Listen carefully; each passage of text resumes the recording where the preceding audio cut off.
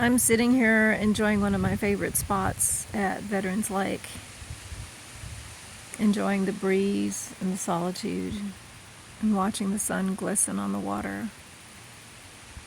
And in the distance, I could hear a donkey braying.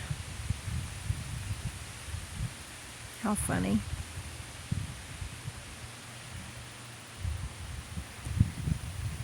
Today's Sunday and my day off.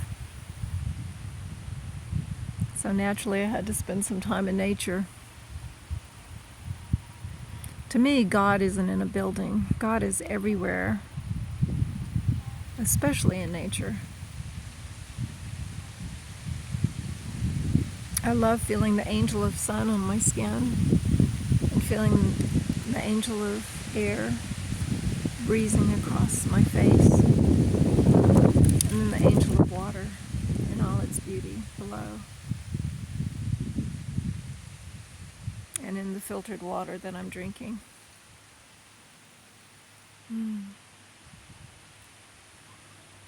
How often do most people take advantage of all this that we truly have in our life? And how many times do people complain about what they don't have? All you have to do is go out in nature and look around at the plenitude of everything around you. And it's free.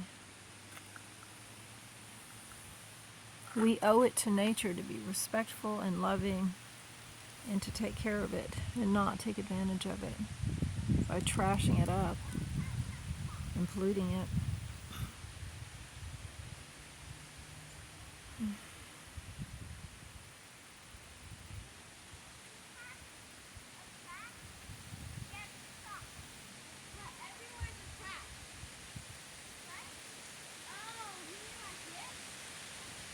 We got a bunch of kids coming up now.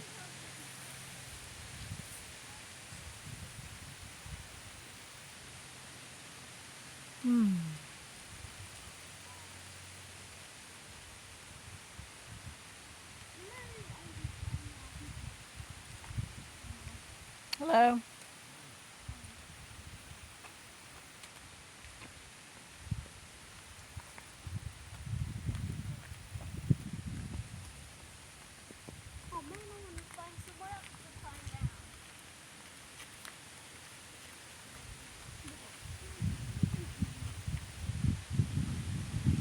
It's a family with 2 kids just walked by, and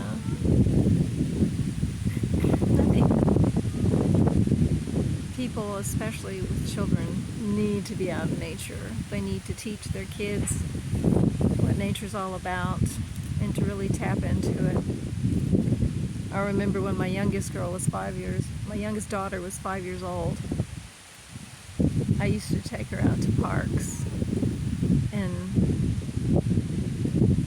we'd walk through the trees, and I would always try to build her awareness and help her to tune in to what was around us and what she could use for shelter and things like that if she was in a situation where she needed to find cover. And I would just do things to help build her awareness about what nature had to offer. And to me, this is the real world, and I think the public school system has really gone downhill quite a bit in what they offer children. And they also, for the most part, forget that each child is an individual and they learn differently. And it's too easy to label them. And if they're not fulfilling that label that the teachers give them, then they say that they're say that they are distracted and they can't focus, and then they want to drug them with Ritalin and other such pills to control children in that way. And I will say, though, when my youngest daughter was growing up, one of the schools she went to, since I moved around a lot, was in Idaho, where the whole class was taken out into the the mountains, the wooded areas, and the kids were actually taught how to find water, how to start a fire, how to work with nature, as far as survival skills, if they needed to know that. And I wish all schools did that. I wish that was, no, I'm going to put it differently. I think that should be required of the public school system to teach their kids, not just the curriculums they have going now. I mean,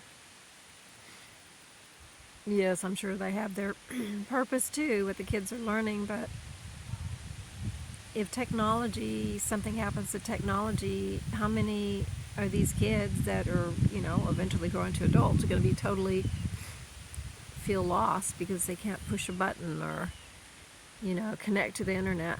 But if they know about nature and how to work in nature, or work with nature, I should say, then they'll be able to stand strong no matter what.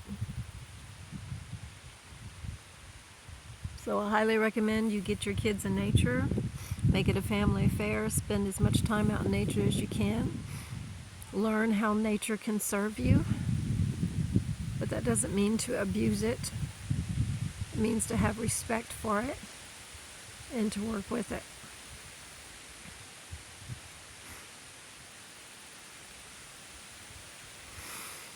So for now, I'm going to say goodbye and just enjoy the peace and quiet and this lovely feeling of solitude and connecting to nature. Until next time, Ultreya, move forward with courage and in love. Bye-bye.